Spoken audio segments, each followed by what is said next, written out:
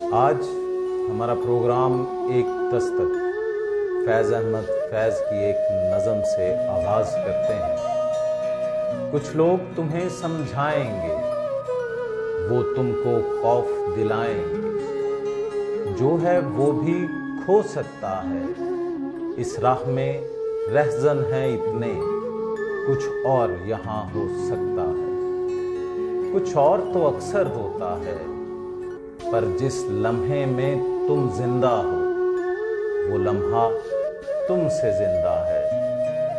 ये वक्त नहीं फिर आएगा, जो करनी है वो कर गुजरो, जो होगा देखा जाएगा। मैं इस शख्सियत के बारे में सिर्फ इतना कहूँगा, कौन जानता था कि इस मिट्टी के घरों में पलने वाला, इन गुर्बतों के अंधेरों में रहने वाला, तारीख गलियों में बचपन गुजारने वाला, वो कामयाब शख्स जो आज एक एम्पायर का मालिक बन गया, कौन जानता था कि कल का आम सा इंसान आज दुनिया में पाकिस्तान का और अपने माँ बाप का नाम रोशन करे। कौन जानता था कि टूटे हुए बिखरे हुए ख्वाबों को चुनकर आज एक बड़ा आदमी बन जाएगा। मेरे आज के मेहमान 31 जनवरी 1976 में लाहौर में पैदा हुए, जिनके बारे में बिल गेट्स ने क्या खूब कहा है, if you are born poor, it's not your mistake, but if you die poor, it's your mistake। आपने इब्तदाई तालीम कहाँ से हासिल की? मेट्रोपॉलिटन इंस्टीट्यूट फॉर इलेक्ट्रॉनिक्स था, वहां दाखिला लिया। तो उस दौर में मैं सुबह जाता था, जाके उस कॉलेज की सफाई भी करता था, पानी भी भरता था, सब कुछ करता था। और उसके बाद उन बच्चों में ही बैठ के पढ़ता था जो जो बच्चे वहां पे आते थे साथ। लेकिन किसी को नहीं पता होता था कि ये वही लड़का है जो हमारे जिसने इससे पहले इस कॉलेज की सफाई की है और ये सारा कुछ किया, पानी भरा है। और सिर्फ अपनी फीस बचाने के लिए मैं उस कॉलेज के ये सुबह काम करता था। और 8 बजे वो कॉलेज स्टार्ट हो जाता था। तो और मैं मुगलपुरा रामगढ़ रहता था और आप हाल रोड बहुत दूर है। और मैं सुबह 6 बजे घर से निकलता था और वहां तक पहुंचता था। और सिर्फ उस वक्त 4 आने दे के मैं रामगढ़ से और वहां मकलऊ रोड तक मैं रोज डेली आता था, क्योंकि उस वक्त बस 4 आने लेती थी और वैगन पे वो दयाल सिंह कॉलेज और एमयू कॉलेज के लिए स्टूडेंट्स के लिए फ्री होता था। तो कुछ अपने माजी के बारे में बताएंगे। आपके वालिद का जो कारोबार था वो सक्सेसफुल था या नहीं था? कुछ इस बारे में बताना चाहेंगे आप? जी, मेरे वालिद साहब पहले 1976 और 74 में दुबई में थे। फिर उसके बाद उनका दिल नहीं लगता था, बस वो हमारी खातिर मेरी खातिर आ गए, पाकिस्तान आ गए। और फिर पाकिस्तान में बस फिर मामलात इतने अच्छे नहीं रहे। आपको पता है कि टेलर मास्टर पाकिस्तान में कितने कितने पैसे कमा सकता है। तो बहुत सारे मामलात थे। बस बहुत समझ लें कि बहुत बुरे तरीके से गुजर बसर होता था। मेरे वालिद साहब की तबीयत भी ठीक नहीं रहती थी, मेरे वालिद साहब को दमा भी था। तो बस बहुत बहुत मैं आपको क्या बताऊं कि बहुत ही जो है कि लोअर मिडिल क्लास फैमिली से मेरा ताल्लुक था और बड़ी मुश्किल से घर का गुजर बसर होता था।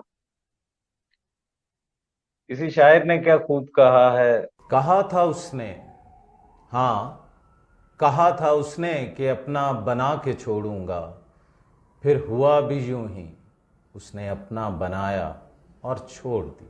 इस बारे में क्या कहेंगे? कोई ऐसी शख्सियत जिसके जाने का दुख हुआ हो?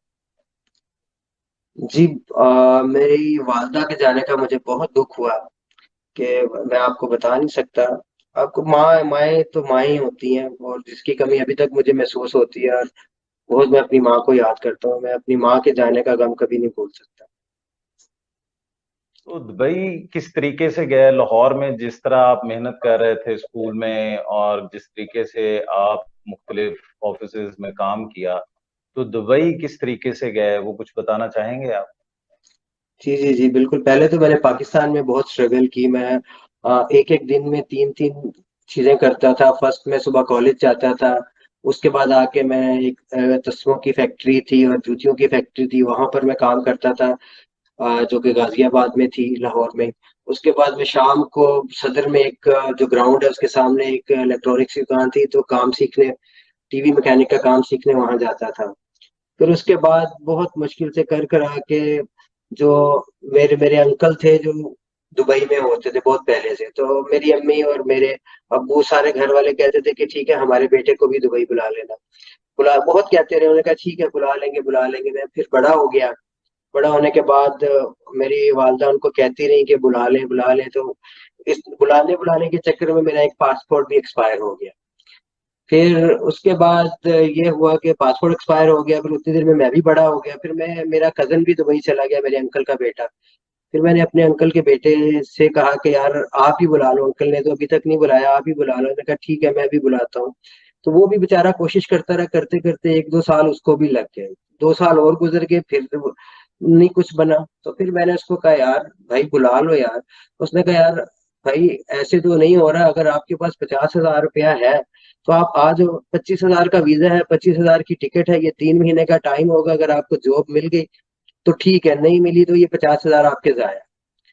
तो फिर ये था उस दौर में, ये 98 की मैं बात कर रहा हूँ, 50,000 वो हमारे लिए बहुत बड़ी रकम होती थी। और उसके उस वक्त मेरे पास एक बाइक होती थी, वो 22,000 रुपए की मैंने बाइक बेची। और मेरे वालिद साहब जिस कंपनी में काम करते थे उन्होंने टिकट लेके दी। और फिर मैं आके दुबई आ गया। और मैं 28 अप्रैल 1998 को फर्स्ट टाइम मैं दुबई आया। और दुबई आने के अच्छा तो बाद अच्छा तो आपसे ये पूछना था, दुबई में आपने काम का स्टार्ट कैसे किया? दुबई में पहले तो मैं डिश एंटीना का काम करता था, क्योंकि मैं पाकिस्तान में मैंने 7 साल हाल रोड पर काम किया और मैं पाकिस्तान के अच्छे टेक्नीशियंस में मेरा शुमार होता था, जो कि डबल मोटराइज डिश और ये वो सब चीजें जानते हैं। वहाँ पे हाल रोड पर अहमद प्लाजा में एक शॉप है, पर्ल इलेक्ट्रॉनिक्स के नाम पे, उधर का उनके साथ भी काम करता था। उसके अलावा एक और बड़ी शॉप है वीवा इंटरनेशनल वाले, उनके साथ भी मैं जब दुबई आया तो उनके साथ मैं उस वक्त काम कर रहा था। तो जब यहाँ आया तो मुझे जॉब तो मिल गई। और बस बहुत बहुत स्ट्रगल की, बहुत लंबी कहानी है, मैं कहाँ तक आपको बताऊं, बहुत बहुत स्ट्रगल की। अच्छा तो आपसे एक और क्वेश्चन है, ये आरामेक्स में काशिफ कौन थे? हाँ, आर एम एक्स की भी एक बहुत बड़ी कहानी है। आर एम एक्स एक दुबई की कोरियर कंपनी है, बल्कि ये मल्टीनेशनल कंपनी है। और एक वक्त था कि मैं मुझे उसमें जॉब, कार कोरियर की जॉब करना मेरे लिए मेरा ड्रीम था। और मुझे वहां पे जॉब मिल गई। वहां पे काफी मतलब मुश्किल से जॉब मिलती थी, वहां रिटर्न इंटरव्यू और 2-3 इंटरव्यूज होते थे, उसके बाद मुझे जॉब मिल गई। जब मुझे जॉब मिली तो वहां पे काशिफ, मैं जब जॉब मिली तो मुझे लोग कहते थे, वहां पे मैं एक लड़के का नाम सुनता था काशिफ, काशिफ जो कि छुट्टी गया हुआ था पाकिस्तान, तो वो कहते थे 400-500 लोग उस कंपनी में काम करते थे, वो कहते थे काशिफ जो है ना ये बेस्ट कोरियर है इस कंपनी का। तो मैं उसका नाम सुनता था, लेकिन मुझे भी जब जॉब मिली तो मुझे जॉब उन्होंने इस शर्त पे दी कि भाई जो जो पूरे कोरियर की सबसे टफ जॉब थी ना, वो जॉब मुझे मिली। और यानी कि उसमें ये था कि सुबह 7 बजे से लेके तो रात 7 बजे तक 2 दफा दुबई से अबू धाबी आना जाना था।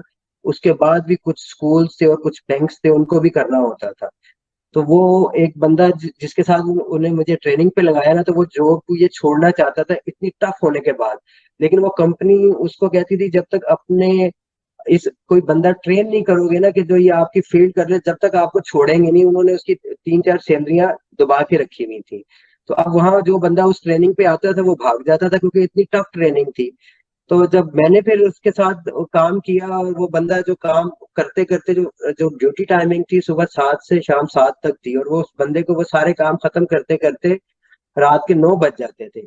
और जब 2-3 दिन बाद उसने ट्रेनिंग दी, उसने गाड़ी मेरे हाथ में दी और मैंने उसको वो सारे काम मैंने 7 बजे खत्म कर दिए।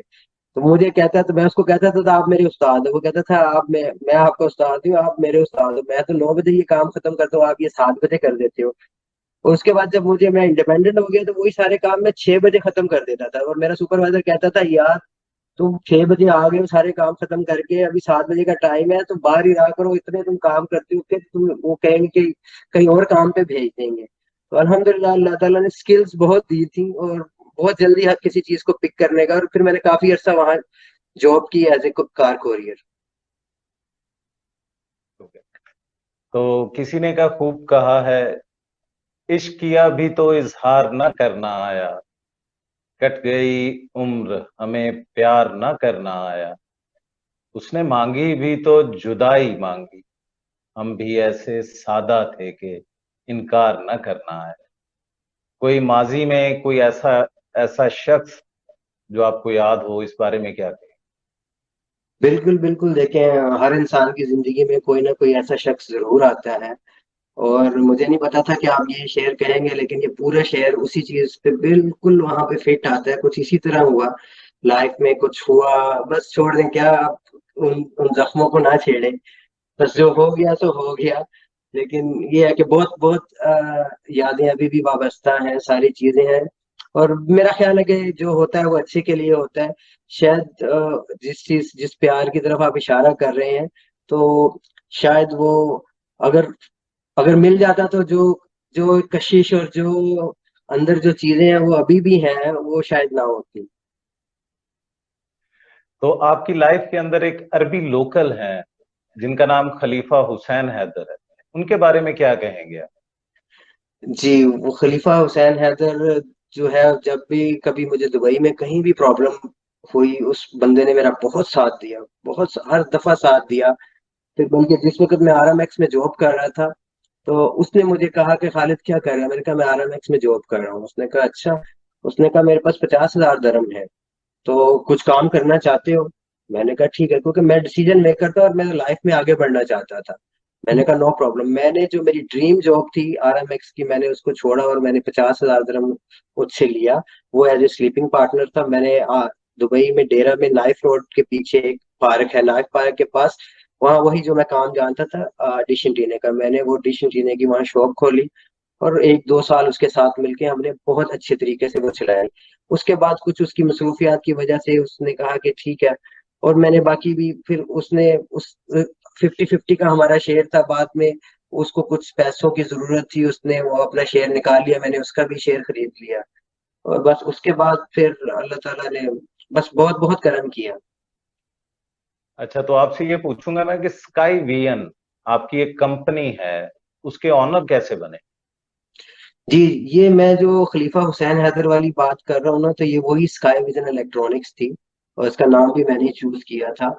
और ये वही कंपनी थी जो खलीफा हुसैन हैदर के साथ मैंने मिलके बनाई थी। बाद में उसके शेयर्स भी मैंने खरीद लिए।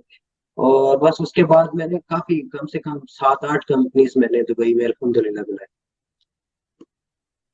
किसी ने क्या खूब कहा है कि तुम वहां सुकून चाहते हो जहां आदम को सजा के लिए भेजा गया था। आप दुबई में प्रॉपर्टी के बिजनेस में कैसे हैं? प्रॉपर्टी के बिजनेस में मैं कुछ इस तरह आया कि मैं डिश एंटीना का काम करता था, केबल का काम करता था। लेकिन मैं अल्लाह ताला से हमेशा दुआ करता था कि या अल्लाह, मुझे किसी ना किसी तरीके से इस काम से निकाल दे। मेरा इसमें दिल मुतमईन नहीं होता था। तो मैं कुछ ना कुछ सोचता था कि मैं कुछ करूं। और फिर एक दफा ऐसे ही हुआ कि मैं अपने कजन और भाइयों के साथ मैं इज्तिमा में गया हुआ था। वहां पे मैंने कुछ बातें सुनी कि हजरत अबू बकर रजी अल्लाह ताला अन्हों ने दीन के लिए ऐसे किया ऐसे किया। तो फिर मैंने सोचा कि खालिद, यार तू क्या कर रहा है, ये तू लोगों को नाच गाना दिखा रहा है। और मैंने विद इन अ सेकेंड वहीं इज्तिमा में बैठे हुए फैसला किया। और मैंने वो काम छोड़ दिया। बल्कि जितना मेरा स्टाफ था, गाड़ियां थी, सब था, मैंने आके उन सबको इज्तिमा के बाहर ही आके कहा, मैंने कहा मैं इस मंथ के एंड तक आपको सैलरीज दूंगा। और उसके बाद आप अपना देख लें, मैं आज के बाद डिश का काम नहीं करूंगा। क्योंकि मैं, वो भी इसलिए कि मुझे पता था मेरे पास 2-3 गाड़ियां थी। मुझे पता था कि मैं काम करने वाला हूँ, मेहनत करने वाला हूँ, मैं कोई भी काम करूंगा, मेरी एक गाड़ी बिकेगी, मेरी दूसरी गाड़ी बिकेगी, तीसरी गाड़ी बिकेगी। तो मैं जब तक मैं अपने आप को स्टैंड कर लूंगा। और इसी तरह हुआ कि जब मेरी तीसरी गाड़ी बिकी है, और उसके बाद ही मैं फिर स्टैंड हो गया। फिर मैं, तो एक आखिरी क्वेश्चन आपसे पूछूंगा। और सबसे पहले ये पूछना चाहूंगा कि पाकिस्तान के लिए आप क्या करना चाहेंगे, क्योंकि आप पाकिस्तान में आपका बचपन गुजरा है, जिस तरीके से आपने मेहनत की और आज जिन बुलंदियों पे आप बैठे हैं, क्या आप पाकिस्तान की आवाम के बारे में कुछ सोचते हैं?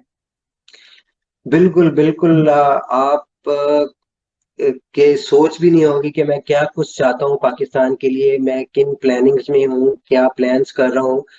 बल्कि जो चहारम तबके के लोग हैं ना, जो कि अंडर 15 जिनकी सैलरीज हैं या 20,000 है, वो लोग कैसे सरवाइव कर रहे हैं। और उससे भी नीचे लोग, जैसे मैं जब लाहौर आता हूँ तो मैं जब देखता हूँ लोगों को, लोगों के पास दवाई के पैसे नहीं है, लोगों के पास रेंट के पैसे नहीं है, लोगों के पास रहने की जगह नहीं है। तो मुझे इतनी तकलीफ होती है कि ये इतना प्यारा हमारा मुल्क है, इसमें इतने प्यारे मौसम है, जोग्राफी लिहाज से ये इतना प्यारा है, हर चीज है, और सियासतदानों ने इसको किस लहज पे ला के खड़ा कर दिया है। तो इसमें ये पूछना चाहूंगा आपसे कि आपका विजन क्या है पाकिस्तान की आवाम के लिए। आप माशाल्लाह दुबई में सेटल्ड हैं और पाकिस्तान की आवाम के बारे में सोचते हैं। तो आप किस विजन के साथ सोचते हैं कि पाकिस्तान की जो आवाम है ये खुशहाल कैसे हो सकती जी, मेरे मेरे पास इसके लिए काफी प्लानिंग्स है, आहिस्ता आहिस्ता मैं बताऊंगा। मैं इंशाल्लाह ताला मैं ये चाहता हूँ कि जिस तरह मैंने दुबई में देखा है लोगों को ना, कि जिस तरह इसने तरक्की की है और जिस तरह इसने अपनी आवाम को खुश किया है, आप सोच नहीं सकते। दुबई के जो लोकल्स हैं ना, उनकी डीपीज पे उनके हुक्मरानों की तस्वीर लगी होती है। और उसके लिए अब हमारे जो हुक्मरानों ने हमारे लिए क्या किया, हमारा मुल्क कितने कर्जों में हमें डाल दिया। अभी आने वाले वक्त में हमें जो है पर मंथ $2 बिलियन हमें अदा करने हैं, जो कि हम नहीं कर सकते, और अगले कितने महीनों तक करने हैं। और इसमें बहुत सारी चीजें, लोगों को बहुत सारी चीजों का नहीं पता कि ये जो कर्जे इतने आ गए हैं हमारे ऊपर, अगर हम ये अदा नहीं कर सकेंगे, और अगर जब नहीं कर सकेंगे तो हमें कोई चीज गिरवी रखनी पड़ेगी, और जो चीज गिरवी रखनी पड़ेगी वो हमारे जोहरी असासे हैं। ये लोगों को इस बात का इल्म नहीं है। है। तो आप खालिद अंसारी साहब, आप क्या यंग जनरेशन के लिए क्या पैगाम देंगे पाकिस्तान की जो यूथ है इस हवाले से कि उन्हें क्या करना चाहिए कि आपकी तरह वो कामयाब हो सकें? कुछ कहेंगे इस बारे में? जी जी बिल्कुल। देखिए, मैं यूथ को और यंग जनरेशन को मैं यही कहूंगा कि मेहनत से काम करें, अपने माँ बाप को खुश रखें। पाकिस्तान की कौम जो है ना, वो बहुत टैलेंटेड है। मेरा नहीं ख्याल है कि पाकिस्तान से ज्यादा टैलेंटेड लोग किसी दुनिया में बसते हैं। और मैं भी इसी कौम का बच्चा हूँ। और मैं भी, और ये क्या हो कि मुझे क्या हुआ है कि मैं दुबई आके मेरी स्किल्स पॉलिश हो गई है। और इसी तरह उन नौजवानों की भी स्किल्स पॉलिश करने की जरूरत है। और बहुत टैलेंट है पाकिस्तान में। मेरे पास बहुत सारे प्लान्स भी हैं, इंशाल्लाह ताला मैं जल्द पाकिस्तान भी आ रहा हूँ। और मैं इन सारी चीजों के ऊपर इंशाल्लाह मैं बहुत जल्दी से काम करने वाला हूँ, क्योंकि मैं इनके आगे एक मिसाल बनना चाहता हूँ कि कैसे कितने नीचे से आके और मेहनत करके, तो मेहनत जब इंसान करता है तो अल्लाह ताला उसको जो है कामयाबी जरूर देता है। मेरा पाकिस्तानी जनरेशन से एक ये सवाल है, दो चीजें मैं कहता हूँ कि अगर आपने तरक्की करनी है तो दो चीजें आपके लिए बहुत जरूरी है। एक, आप 8 घंटे जो है ना वो काम करें, बस जरूरी है। 8 घंटे, और उसके अलावा अपने माँ बाप को खुश रखें। और मैं नहीं कहता कि फिर आपको कामयाबी ना मिले, ऐसा हो नहीं सकता, लेकिन 8 घंटे आपको पूरे नेक नीति से काम करना है। अच्छा, तो मैं अभी आपसे ये पूछना चाहूंगा कि पाकिस्तान के सियासतदानों को, जो मुख्तलिफ पार्टीज के यहाँ पे हुकूमत कर रहे हैं पिछले 75 सालों से, उन सियासतदानों को कोई पैगाम देना चाहेंगे?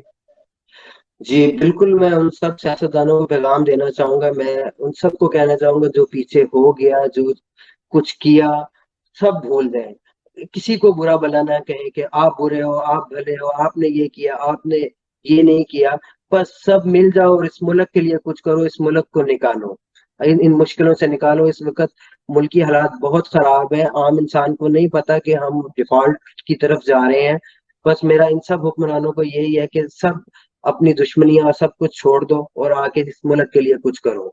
आखिर में मैं इस शख्सियत के बारे में सिर्फ इतना कहूंगा, वो सुबह कभी तो आएगी, वो सुबह कभी तो आएगी।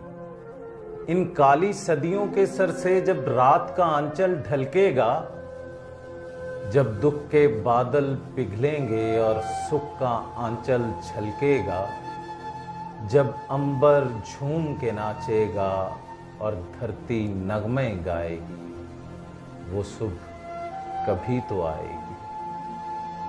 जिस सुबह की खातिर हम जुग जुग से मर मर के जीते हैं, जिस सुबह की अमृत की धुन में हम जहर के प्याले पीते हैं, इन भूखी प्यासी राहों पर एक दिन तो करम फरमाएगी, वो सुबह कभी तो आएगी। माना कि अभी तेरे मेरे अरमानों की कीमत कुछ भी नहीं, मिट्टी का है मोल मगर इंसानों की कीमत कुछ भी नहीं। इंसानों की इज्जत जब झूठे सिक्कों में न तोली जाएगी, वो सुबह कभी तो आएगी। दौलत के लिए जब औरत की अस्मत को ना बेचा जाएगा, चाहत को ना कुचला जाएगा, गैरत को ना बेचा जाएगा, अपने काले करतूतों पर जब ये दुनिया शर्माएगी, वो सुबह कभी तो आएगी। बीतेंगे कभी दिन आखिर ये भूख के और बेकारी के, टूटेंगे कभी तो बुत आखिर दौलत के, अजादारी के, जब एक अनोखी दुनिया की बुनियाद उठाई जाएगी, वो सुबह कभी तो आएगी। मजबूर बुढ़ापा जब सोहनी राहों की धूल ना फांकेगा, मासूम लड़कपन जब गंदी गलियों में भीख ना मांगेगा, हक मांगने वालों को जिस दिन सूली ना दिखाई जाएगी, वो सुबह कभी तो आएगी, वो सुबह कभी तो आएगी। अगले प्रोग्राम तक की इजाजत चाहूंगा। आपका अपना राना बाबर मसूद। खुदा हाफ़िज़।